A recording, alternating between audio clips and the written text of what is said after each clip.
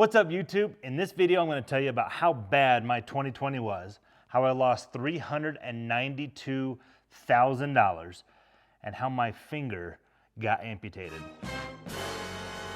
Now, I know my 2020 review is really late, but please watch to the end. Please subscribe. I'm trying to get to 1,000 subscribers. It would mean a ton if you would. I know that it's been rough for a lot of people. I'm just one of them. However, in the grand scheme of things, I can't complain too much. I mean, I used to be a poor pastor. Now I'm a multimillionaire. I've got a gorgeous wife, great kids. I really am pretty fortunate. The Lord has brought me a mighty, mighty long way. But 2020 started off really, really bad. So bad, I got sued in January to start the very beginning of the year. And the lawsuit was as frivolous as it gets. It had to do with my next door neighbor at the hotel that I own up in the mountains, Hotel Frisco. For years, my neighbor and I shared using the dumpster that was on my property. Well, she then got into a building plan where she wanted to scrape her existing building and build up from there. And so she submitted plans to the town, and the town came back and said, hey, you need to have the agreement to use the dumpster on Brad's property, and you need to put that in writing. So we put it in writing, something really easy. I'll give you a little license to use type thing, so long as you pay half of it. Well, when she submitted that to the town, wasn't good enough. So she came back to me and said, Brad, the town is saying that I need to have an easement, a permanent easement on my property. I said, no, you're crazy. There's no way I'm gonna give you an easement to my property. When I said no, she sued me. Sued me for the right to use my own property. $42,000 later, we just finished the court case. It looks like we're gonna come out A-okay and win, but that's how my 2020 started, with a lawsuit. The second thing that happened in 2020, early in January, I got notified by the IRS that I was being audited. Now, when new investors ask me about what they need to start doing, I say they need to do two things. First, get rid of their car note. It's bad practice to finance a depreciating liability. Secondly, I tell them to give 10% of whatever they earn to either a church or to charity. In giving away 10%, it balances you and your mind and your heart and your emotions related to money. It makes it so that you don't believe that it is ultimate. You also don't believe that it's unimportant. It has a purpose. Back in 2017, I was selling a lot of my rental properties here in Denver, making millions of dollars. And so I just followed my own advice. I gave 10%, or actually more than that, to my church for a building program. Because of it, I got audited by the IRS. If you've ever been audited by the IRS, it's like a root canal. Typically in an audit, they're gonna go through every single thing related to your books and try to pick you apart. In all things considered, I'm actually pretty fortunate. I keep pretty good books, so it didn't cost me as much. However, I still had to pay my CPA $3,000, my bookkeeper $2,000, just to appease the IRS, and they came back and they said, Mr. Hovis, you owe $692.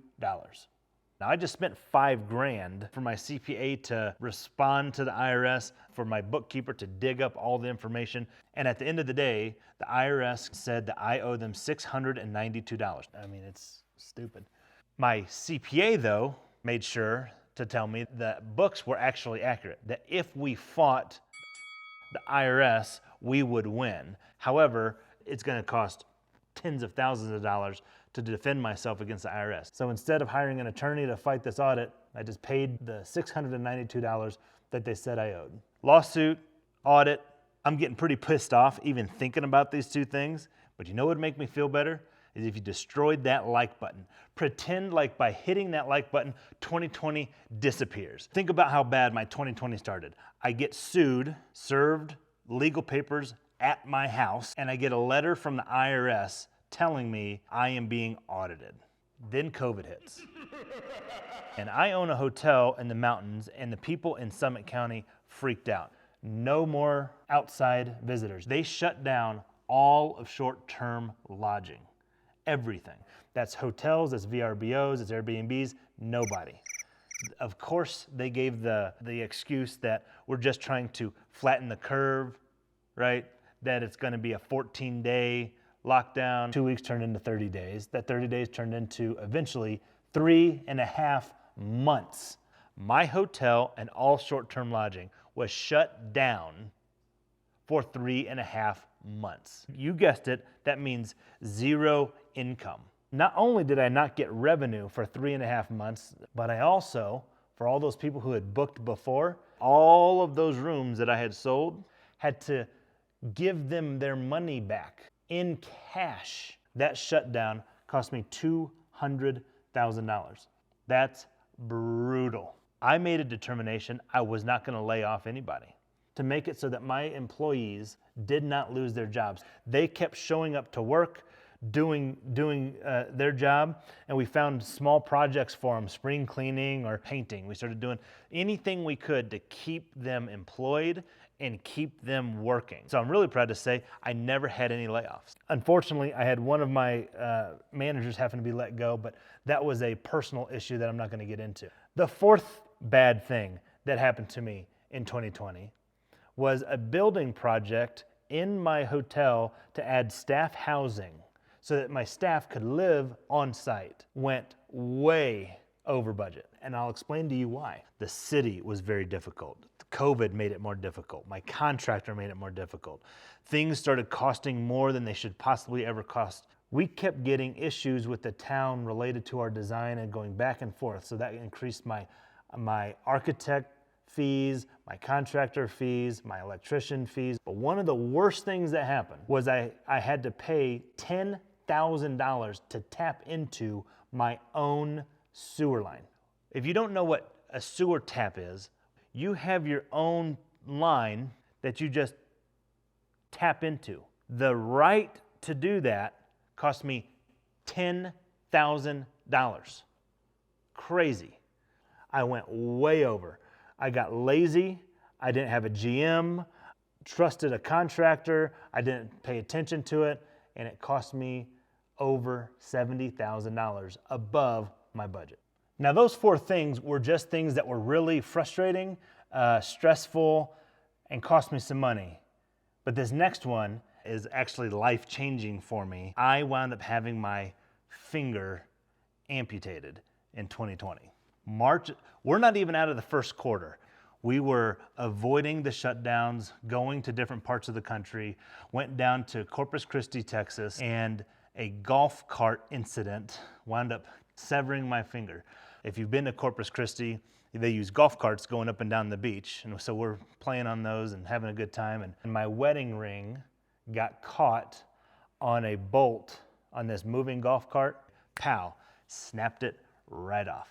Kids were freaking out. They were crying. It was a terrible scene. I get into dad mode, calm down. Hey kids, daddy's okay. I've cut my finger off. I need for you to help me find it. So they did, like a little gross Easter egg hunt. My kids start looking around on the beach trying to find dad's finger. My son finds it, picks it up and says, "Dad, here it is." Hands it to me.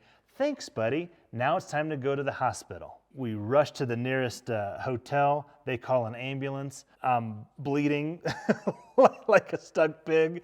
Eventually, the ambulance picks me up and takes me to the hospital. By the way, it's the first time I've ever had morphine, and it is nice. However, this is in the middle of COVID, so none of the kids could come, nobody could come. I was there by myself with a nub of a finger, waiting for my surgery, waiting to see if they can save my finger, and eventually they said they couldn't. I start calling my wife, probably a little over dramatic, but I started telling her where all the life insurance information was, who she should call should I pass away, and what to do with all the money and all that kind of stuff.